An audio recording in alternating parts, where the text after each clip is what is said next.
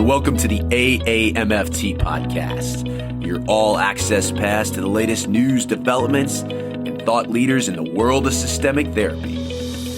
We strive to relate, educate, and innovate, one episode at a time. I'm your host, Dr. Ellyn Bader, and we're brought to you by the American Association for Marriage and Family Therapy. Our podcast explores topics that relationship-based therapists care about. In addition to featuring unique conversations and interviews with established experts, our show provides information and education on direct practice and emerging trends in the MFT profession. For more information, please visit us at aamft.org. Thanks for listening and enjoy the show.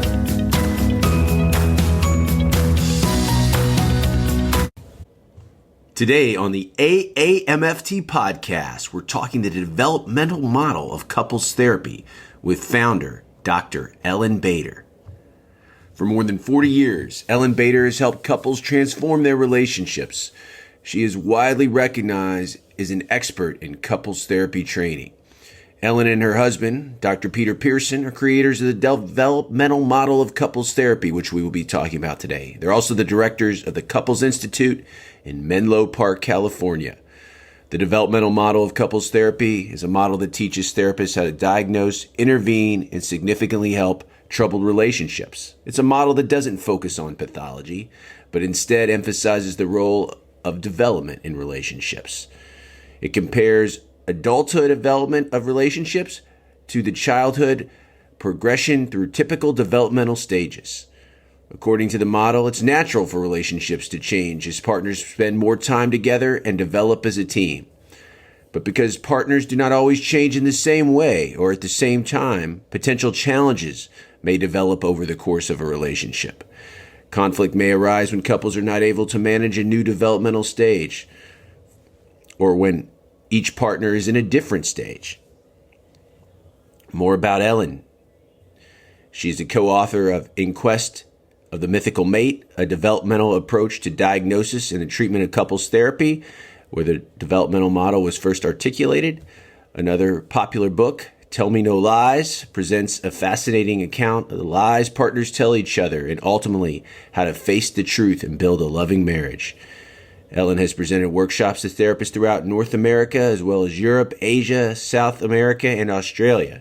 And after years of training couples therapists at workshops and conferences around the world, Ellyn has been a leader in creating innovative, on-demand offerings for therapists and couples at thecouple.institute.com. And she'll talk more about that during the interview. I really learned a lot of really powerful stories and practical techniques that all our listeners working with couples can try out after they listen to the interview. And after the interview, we'll be back to tell you about some interesting things going on in the world of the AAMFT. Eli, back with you on the AAMFT podcast. So pleased to be joined by the founder of the developmental model of couples therapy, Dr. Ellyn Bader. Ellyn, first question is always to our experts. We want to know about your therapeutic origin story. Where did your interest in working with couples come from? Great question. I'd love to start with that. I actually started out as a family therapist, and I did my dissertation as a study of multiple family therapy, but I really saw how much the couple needed help. So that was one place that it came from. But the other place, which is probably the more interesting story, is after my husband and I got together and he had moved to California and we were starting our relationship, we said that we wanted to do something together and we weren't sure what it was. So we called it X, and we spent about 18 months trying to figure out what was that thing called X. And we experimented with a whole lot of different things, including something as crazy as importing houseboats from Kashmir, India. And in the process of that, I was doing some training of therapists in Australia. He came with me. We did our first ever couples therapy training workshop, and people loved it and encouraged us to do more. So we graduated into, okay, we are going to specialize in working with couples. You're talking about your husband, Peter Pearson, also a co-founder of the Couples Institute. So I will ask about him later on as we go through the model, but that's a very interesting story. So it wasn't houseboats from Kashmir. It ended up being the developmental approach to couples therapy. How did that come about? Actually, I had been thinking a lot about couples and how their developmental process paralleled that of early childhood development. I had done in Boston a workshop just throwing out that idea to a group of therapists, and people really resonated with it. And the more couples I started seeing, the more I thought there's a lot to this. And so it's gradually grown over time, really, as we started deciding, okay, we are going to specialize. And in fact, when we started, this may sound funny to someone as young as you, but when we got started, we were told that we were going to starve and that you couldn't focus only on couples or you'll have to work at night forever. But you couldn't get much training in it because there just really wasn't a specialty of couples therapy. There was a lot of family therapy. So we had to go searching for whatever training we could find and then starting to develop more and more of our own. This is in the 80s, and you're right. If you were getting trained in couples therapy in the 1980s, it was behavioral couples therapy or behavioral marital therapy at the time, Neil Jacobson, and that was the only game in town. And we've progressed a lot over the last 40 years. So when you and your husband started doing this, give us, locate us in time, give us a year. We know we're in California, but what year are we at? The first workshop I ever gave on this model was in 1980. We started the Couples Institute in 1984. But yeah, and we go back a long way, and there really wasn't any training for us. And actually, in 1988, when our book came out, for the first time, I was invited to do a bunch of workshops. And I would stand up in front of an audience and say, a whole lot of individual change can take place in the context of couples therapy. And people would fight with me. Couples therapy is not for individual change. And the field has evolved so much that sometimes I can't believe some of the things that we faced in those early years. And as many of our pioneers have done, they had to experience a lot of ridicule and frustration before standing the test of time and really making their mark. So for those, even though this is not a new approach, I think you probably pick up new followers and admirers all the time. Let's give a brief overview to the stages, and maybe with the stage, in each stage of the developmental model, the challenges that go along with that. Sure. And I will use the therapy language, the psychological language when I'm talking to couples. I don't title the stages exactly the same way, but basically what we say is that when two people meet, they fall in love. There's a period almost of temporary psychosis, or a period, the honeymoon stage, where there's so much excitement, and couples during that stage focus on the sameness, and they focus on how they're alike. And the purpose of that stage really is bonding. And the purpose is bonding, connection, and really establishing a foundation on which they can build. And then what we see typically in couples somewhere between 1 to 2 years together, if the relationship is progressing well, is partners will enter a stage of differentiation. And by differentiation, they start to take their partner off the pedestal. They face some disillusionment, and they start to recognize their differences. They start to see that they're not really the same on so much. And they have to work out ways of managing those conflicts that come up with their differences. Now, unfortunately, too many couples never progress to that second stage. And so when couples don't progress, they end up with usually the hostile fighting relationships where partners are competing with each other, or they end up with very enmeshed, conflict avoidant, intimacy avoidant relationship. And a lot of the couples who come for therapy are couples who are stuck in not progressing into a full-blown stage of differentiation. Let me say, for the therapist who's working with couples who are starting to differentiate, there is a fair bit of conflict, and the therapist needs to be able to be steady and know how to work with conflict when couples are in that early stage of differentiation. Over time, differentiating couples can be really enjoyable to work with, and couples are working out all kinds of things like, how do we deal with in-laws? How do we deal with separate friendships? How do we deal with our money? How do maybe we deal with religion, or in these days, gender, or so many different issues that come up that couples have to contend with. Then the third stage is a stage of individuation, or a stage of who am I separate from how our relationship is faring.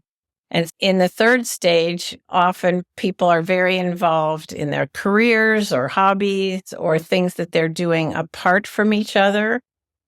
And they really are developing their own self-esteem that's not dependent on how the relationship is going. And for some couples, this is very threatening because they can feel like they've fallen out of love, or they're just not as important to each other as they used to be. But that stage has a real function in terms of, like I said, the self-esteem that's being developed and the individual capacities that are being developed. Then if partners make it through that stage, they begin to reconnect. And in that stage, we call it the rapprochement stage. In that stage, you have a back and forth, a lot of independence, but also people reconnecting. Couples often are strengthening their sexual bond at this point. And so it's a challenging stage, and it becomes challenging if one or the other partner thinks that the other one is trying to pull them back to that early symbiosis where they couldn't be different.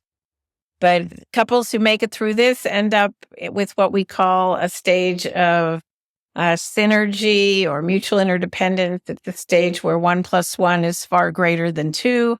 And in fact, people who are together at this point are really fun to be around. They live lives of vitality. They lead lives of two people as very whole people, but there's a vibrancy to the marriage or the committed relationship as well. You laid that out so nicely. I think many of our listeners would like many of their couples to be in that synergy stage. And it doesn't mean you can't use therapy as a way to fine tune or maintain, but those stages, are they meant to be linear, or can you jump back and forth between the stages over the life course of a marriage or a relationship? You don't have to be married, obviously, to apply these developmental stages. It has to be a committed pair bond, but do you find them linear? Do you find people going back and forth? There's definitely some back and forth. There's definitely the fact that both partners may not be in the same stage at the same time. There are periods, for example, after the birth, let's say, of a child, where it may be very developmentally appropriate to go back and be nesting and bonding and doing many of the things that they did originally in the first stage. But then as the relationship develops, it's easier to move into effective differentiation. So it's not completely linear. What is a challenge, and what we see for sure, is that when the individual partners end up more than 2 stages apart, then you often will see a divorce. That it's a common scenario where a couple got together, they bonded well, and then one partner does a lot of personal growth work. And it might be through being in therapy, it might be in other ways, but they really want to push the growth of their marriage and the other partner digs in and doesn't want to. And when that happens and that goes on too long, then you many times will see a divorce. Our old classic thinking of systems, a negative feedback loop triggering a positive feedback loop or trying to bring it back to the status quo, but the other partner wants to grow. So I imagine there is a lot of psychoeducation involved in this model, which in of itself is a powerful intervention in couple and family therapy. Give us some examples of psychoeducation that you think every couples therapist should have in their toolkit that correspond with using a model like yours. First of all, when couples come to therapy, they often feel like they're damaged goods. And so using the developmental stages and teaching about the developmental stages is one thing that can make a big difference in terms of people settling into therapy or realizing that there's nothing wrong with them. And in fact, we talk about our model as being very much of a growth model, not a pathology model. And so we'll use a lot of different kinds of education along the way to help people see different skills that they need to develop in order to support the growth of the relationship. One concept that we teach a lot about and can be summed up in learning to be curious instead of furious. That's learning how in moments of conflict to be able to ask really good questions. And we have a question deck that we use sometimes with people so that they can learn how to ask and not be so reactive to each other. A big concept that we use a lot is teaching partners how to not take things personally. The reactivity that goes on, the fighting that goes on is so rooted in partners taking something from each other personally and then fighting back on what they hear as a personal insult. And we have a variety of different stories that we use at different times to teach partners what it means not to take something personally. So those are a few examples of types of psychoed that I think are valuable. Share with us one of those story that when you have a couple locked in that they believe everything that their partner doing is a personal offense to them, how you use a story to help them get some space and see it from a different perspective. I probably can give you two. I just got off of a training call right before I got on with you. And in that particular couple, the husband was taking, his wife has a very significant trauma history. And she was talking about how totally rejected she felt as a child, which was real, she was, and the amount of pain that caused for her. And then she said something like, and when you say no to me, I feel rejected by you too. And so we talked about the fact to him that she would feel rejected in that circumstance, no matter who she was with. And it was important for him to learn that her history is being brought into the situation. She has a trauma configurational reflex where she's likely to imagine something that may not be happening. And again, if he can step back, that's really valuable. I sometimes use a personal story, which is when I was growing up, my mother was obsessed with me being fat and would take me to weight doctors and all that kind of stuff. And so I always perceived myself as being very fat. And when I met Pete's mother, one of the first things that she said was, "Oh, she's so petite." Nobody in my life had ever called me petite before. And I use that story to say to people, what we're talking about is two mothers who have a completely different perspective of my body size, who I am.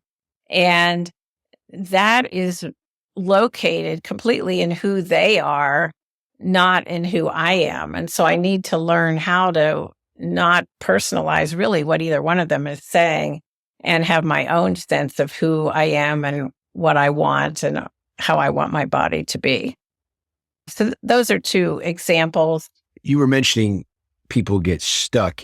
It would seem you would see more couples when they're having trouble differentiating or having trouble coming back together, the rapprochement, as you said. But whereas if you're in the bonding phase and you're intoxicated with the other person, you probably don't want a couples therapist. Or if, like we're saying, if you're in this kind of synergy, pulling it all together, fine tuning, you may not have a lot of need for couples therapy. This model is a good way to view, again, in a non-pathologizing way, where a couple is at. But I imagine you're assessing what stage they're in when they come to see you. So talk about from an assessment framework, how it works. And then we'll talk about maybe specific techniques associated with the model in each stage. From an assessment point of view, I think about a couple of problems that they're presenting as being pretty predictable based on how long the couple has been together. And I have an assessment questionnaire that I developed called the couple's developmental history. So there's a lot of very specific questions that are asked on that, including things like, what was your first disillusionment? What happened? How did you handle it? Was it resolved or has it never been resolved? We ask questions about things like, how well does the couple tolerate time apart and having separate friendships, for example? The developmental questionnaire is something that I ask partners to fill out on their own, not to share their paper with each other, but really to give me as much information as they want to give me. And so that's one way that we assess. And a second way that we assess is using an exercise called the paper exercise. I'd love to hear about the paper exercise, please. It's an exercise that was originally developed by a woman named Susan Campbell in the book, The Couple's Journey, but she used it primarily with fighting couples, not so much as an assessment. And we've developed it and refined it slightly since then. The exercise goes like this. I have two people sitting in front of me, and I ask the couple, are you willing to do an exercise? And most times they'll say yes. And so I hold a piece of paper in my hand. We'll just use a heterosexual couple. I say to the husband, looking very carefully, looking him in the eyes, this piece of paper represents something important to you. And I'd like you to take a minute and think about what it represents to you. And then I pause for a minute. Then I turn to her and I say, this piece of paper represents something important to you. And I'd like you to take a minute and think about what it represents to you. And again, pause a bit. And then I ask them to hold the piece of paper between them. So they each have one hand on an end of the paper. And then I say to them, I'm going to give you up to 5 minutes to decide who gets the paper without ripping or tearing it. You can do it verbally, you can do it non-verbally, but at the end of the 5 minutes, decide who holds the paper. And then I watch, and sometimes I'll record it, especially if I'm doing it on Zoom or in my office, I'll record it on my iPhone.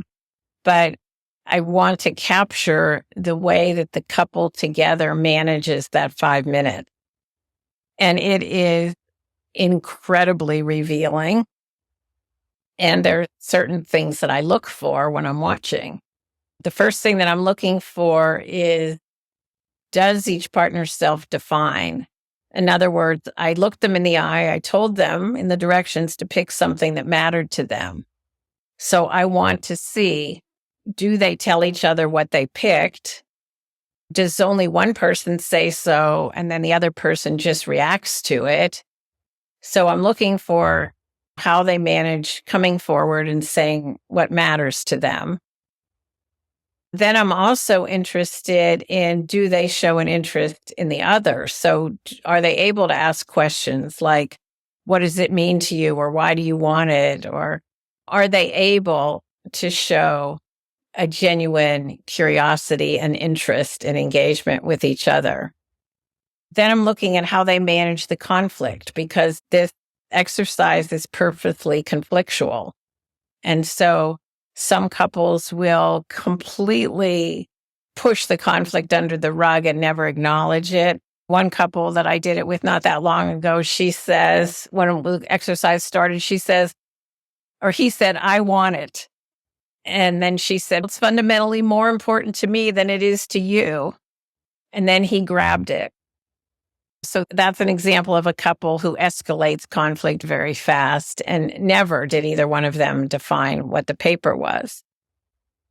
Then I'm also looking at, if they recognize the conflict, do they do anything? Are they able to negotiate in any way to move the conflict forward? Or are they a couple who can acknowledge the conflict, but then they have no skills and they're stuck around how to move that conflict forward? And last, I'm also looking for their capacity to give and receive. Are they able to hear what the other one wants? And I've had people say things like, "Wow, what you want really is a lot more important than what I want. I'm very happy to give it to you." And they mean it. It's very heartfelt and they mean it. Some partners are not able to receive. So if the other one generously offers it, they might say, "No, I don't want to be responsible for it. Why don't you take it?" And so you get to see very quickly the capacity of each person on those 5 things that I just outlined for you. And when they're done, I'll ask them how they feel about how it turned out. I'll time it for 5 minutes. If they're not quite finished, I'll often give them an extra minute or 2. And sometimes the healthiest couple don't finish it at all. But when it's over, I'll ask them how they each feel about how it turned out, and whether they see it as characteristic of what goes on at home or not. And again, it's very revealing. And then I ask them for permission to share my observation and tell them what I learned about them and what I think might be an important part of our therapy. I love it. It's experiential. It gives you so much data on so many different levels, both the content, what they say, the process of how they communicate. And then you ask them permission to give them feedback. Our listeners like vivid stories or things they can do. And the way you describe that, I think anyone with a modicum of experience working with couples could use that, whether you're a therapist in training or someone who's been doing it a long time. You could add that to your repertoire as an assessment technique. What's the most unique way you've ever seen that be done that has stood out with you? This one I will probably remember to my dying day. This was a couple who were doing the exercise, actually, as they were in a couples group that I was running with 8 couples, and they were sitting in the middle of a circle agreeing to do this exercise. And in doing the exercise, what the husband picked for the paper was his inability to be emotionally available to his wife when their son had leukemia. And he talked about why he wanted to hold the paper, because he felt like now he would be very different if they were to be in such a situation again. And they had just a beautiful, heartfelt exchange. People in the room were crying. And what was so interesting about it, and so different from most, is that he was really saying, in my holding this paper, I am actually giving you a tremendous emotional gift. And of course, she was able to accept it. And what she had picked was nowhere near as meaningful as that. I mean, she picked something about her education, and she was very happy to have him hold it. And like I said, she was crying at the end. So it was beautiful. That's probably my most favorite moment with that exercise. Yeah, it's extremely powerful. Thank you for sharing that. So that is an assessment technique. When you think of other techniques associated with your developmental model that differentiated from other popular approaches to couples therapy, what would you tell our listeners if they want to get more interested in what are some other techniques to promote communication, to promote connection with the couple, depending on what stage they're at? Okay, I'll describe probably to you what is our most used intervention by therapists all over the world. And I want to say that this intervention will sound similar to things like the Imago dialogue that a lot of people are familiar with, or other communication techniques, but there are some differences. We developed a process called the initiator inquirer, and couples initially think it's primarily for improving communication. And basically there's two roles, and we talk about the fact that it's important to learn how to take turns, what you learned in kindergarten that you don't do when you're grown up. And so the initiating partner is the one who brings up what they want to talk about. They do it without blame or name calling. And so they're going to essentially say, here's what I'd like to talk about. This is what I'm thinking or feeling. And then the part that's different in that role from a lot of other models is they understand that they are actually open to learning more about themselves when they're finished than they knew when they started. So their focus is on actually growth and development and learning about themselves. The inquirer role is one of first listening, sometimes recapping, but learning how to ask very curious questions that are located in the experience of the initiator, not in the experience of the inquirer. And then if the couple is developed enough for this last part to give empathy and stay with empathy until you create a soothing moment, that real moment of connection, that moment when the partner feels seen and heard. So we've developed this technique massively over the years since we wrote our first book. And it really gives the therapist a way to see the developmental capacities that are missing for each partner on each side, and to strengthen and support the development of those capacities. For example, a couple that are highly enmeshed, they're the ones that are conflict avoidant, highly enmeshed. What happens with these couples is that if one partner expresses something that they want, often the other one will go along with it without even thinking about it, or they'll give themselves up in order to be like the other one. And they don't have an experience of that. Those partners who have historically been called codependent don't initiate. So just putting them in the initiator role with some frequency is going to push their development for what they avoid or have avoided for years. The hostile fighting couple take things very personally. They're not able to step back and actually get inside their own skin and be able to respond other than in that reactive way. And then you have narcissistic clients, for example, who have low capacity for empathy. It's putting them in that inquirer role and working with them on the development of empathy pushes their development. We don't have the time today, but literally I've spent sometimes a full day teaching it and demonstrating for therapists different examples of ways that you can see where the growth edge is for each partner and how you help support that.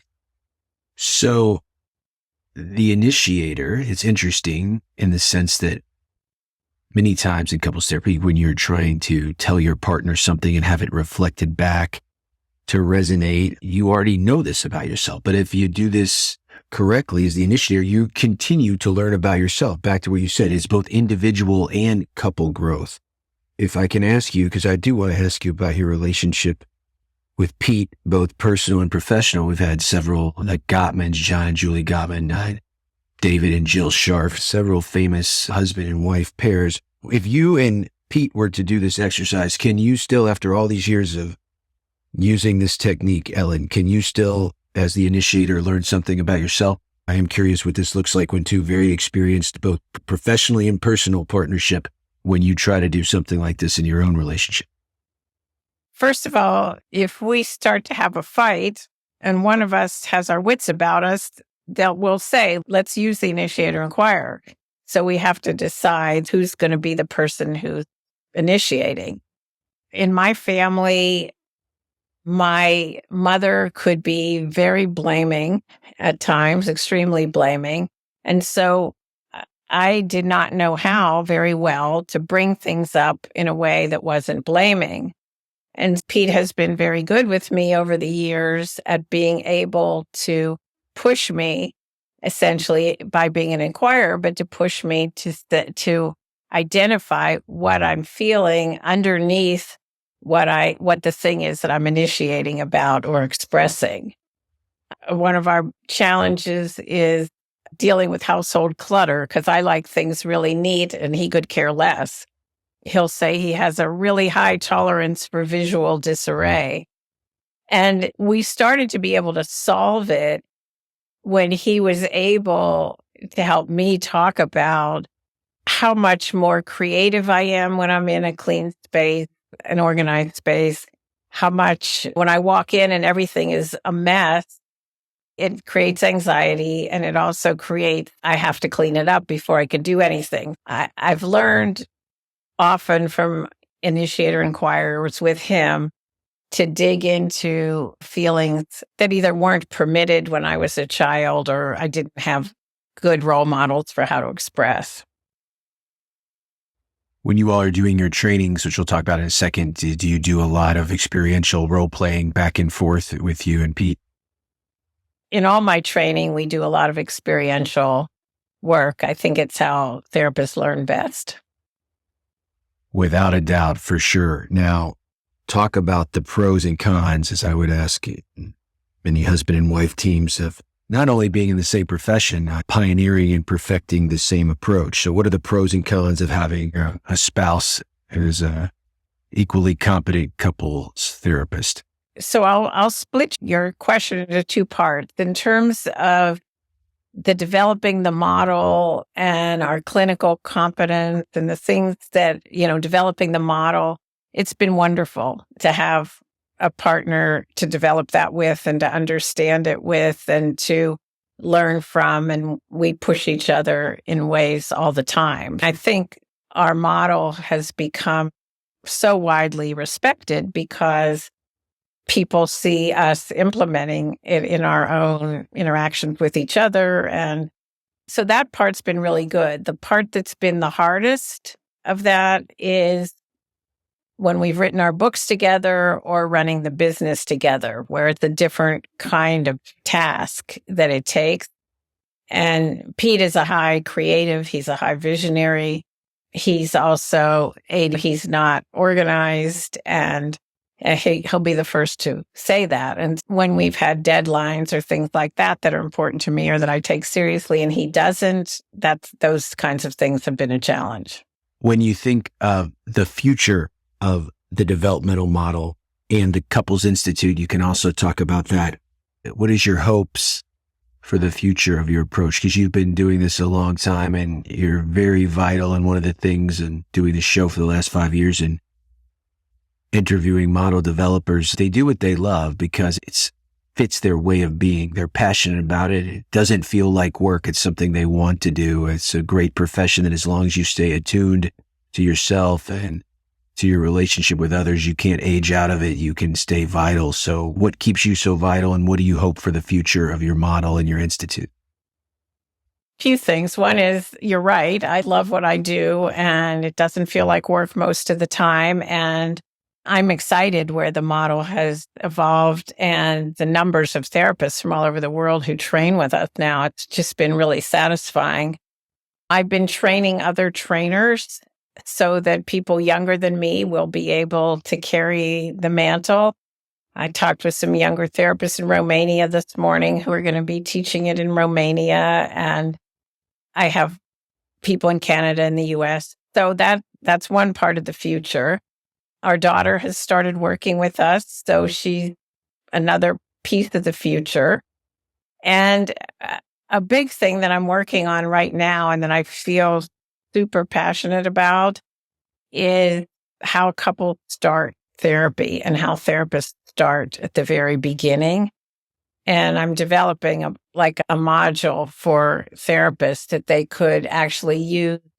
That's a combination of what you were talking about before, the psychoeducation that helps couples understand the process of the brain and how we trigger each other and what it takes to evolve as a couple. So instead of a therapist leaping into solving whatever the problem is that couples come in with, I want to create a way to lay a much stronger foundation of what's involved in good, solid couples work, what's possible. And so I hope to make some changes in the field before I really age out of being able to do the work. Yeah, I love to hear that. So for those listeners that have been turned on to what you've had to say today, what are the best resources for those who want to learn more about the developmental approach? I'll let you plug anything, both in print or offered through the Institute, either in person or virtual, that you want to. Thank you. My very favorite thing of all is the 1-year online training program that I run. It's a very comprehensive training program for couples therapists, and we have lots and lots of experienced therapists as well as beginners in it. That's a 1-year program that involves just a whole lot of different aspects to it. There's a good description of that at couplesinstitute.com/developmental model. And we open slots in that 2 or 3 times each year. So that's my very favorite. But also on couplesinstitute.com, we have a lot of separate, smaller webinars, some programs on infidelity, some programs on working with fighting couples, one on rethinking first session. If somebody just wants to dip their toe in the water, I suggest going to couplesinstitute.com and looking at the store there and choosing whatever is fitting your needs at the moment.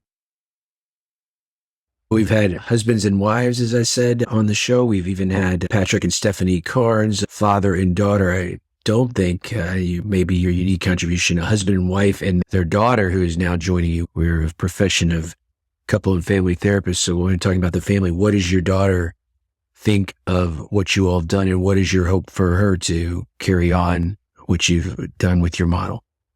She's in her 30s right now, and her name is Molly. And my daughter's named Molly. That's a good sign. That's neat. So Molly does not have a license as a therapist, so she's not ever going to do what we do. But I just, in the last week, have started doing some programs for some of the dating sites with her, where she is teaching younger dating people about the developmental stages and what that means in terms of how to be a more authentic self in your process of dating. She did a book club for a number of young people going through a lot of our materials. My hope is that she will bring more of the work to the public and to getting it out in the hands of people who are not in therapy. Outstanding. Thank you so much, Ellyn Bader. It was such a pleasure to have you here with us on the AAMFT podcast. Eli back with you, bringing to a close another informative installment of the AAMFT podcast. You know, when you visit couplesinstitute.com, not only can you find out everything you need to know about training opportunities with the developmental model of couples therapy, you can also see about Ellyn and her husband Pete's travels to Kenya over the years, where they have successfully helped start 13 schools. We didn't get to talk about that on the podcast today, but certainly a worthwhile venture in addition to everything Ellyn has done to help the couples therapy movement over the last 40 years. Exciting things coming up in the world of AAMFT. For the 3rd year in a row, AAMFT brings you the Systemic Family Therapy Conference, fully virtual, October 25th through 27th coming up, and registration is now open. The SFTC, as we call it, sponsored by the AAMFT, is a comprehensive event providing systemic thinkers with personal and professional development and cutting-edge clinical skills and training. This event will examine the role of systemic therapy in various settings across communities and the globe. The virtual 3-day conference features workshops based on these key topics: enhancing the systemic thinker as an individual, focusing on personal and professional growth, number 1. Number 2, developing cutting-edge clinical skills and training to propel the MFT profession forward. And number 3, integrating MFT values into vital community and institutional systems that shape global societies. How our micro work as relational healers impacts the macro, as I always like to say. We are excited to announce that this flagship event, again, for the 3rd year in a row, will be completely virtual, bringing together attendees from every continent in the world, eliminating barriers to access. Maybe you don't have the resources historically to travel to a face-to-face conference. Well, AAMFT now brings the conference to you. We look forward to building this community and strengthening the profession to make a global impact. You can get up to 14.5 continuing education credits. You have a choice of choosing from 70 plus sessions and learn from 40 plus really excellent speakers and presenters. Go to aamft.org. You'll see it on the front page. We'll be talking about it in the weeks to come. You can also go to elikaram.com, find out everything that's going on with me, including several books I've had released. I think it will be really interesting to our listeners, bringing common factors to life in couple and family therapy. And I also have a textbook / exam review book from Springer Publishers that gets you ready for the national licensure exam if you're one of our younger listeners trying to move forward in your quest to become a licensed marriage and family therapist. Thank you so much, everybody that drops me a line. You can get a hold of me at eli@northstarcounselingcenter.com. And a special shout out to Kathleen Haley, the daughter of the late, great Jay Haley, who recommended our guest today, Ellyn Bader. And I really appreciate hearing from you, the listener. That helps us shape the content as we roll strong through our 5th season of the AAMFT podcast. You can find all the back installments, the leaders and the hot topics that you, the systemic thinker, need to know about wherever you find your favorite podcast. I'm partial to Apple Podcasts, Spotify. Also find us at Google Play. Please drop us a line. Also leave a rating and review that helps us rise through the ranks of the mental health podcast. Because without you, we are nothing. And until next time, my friends, stay strong, stay systemic.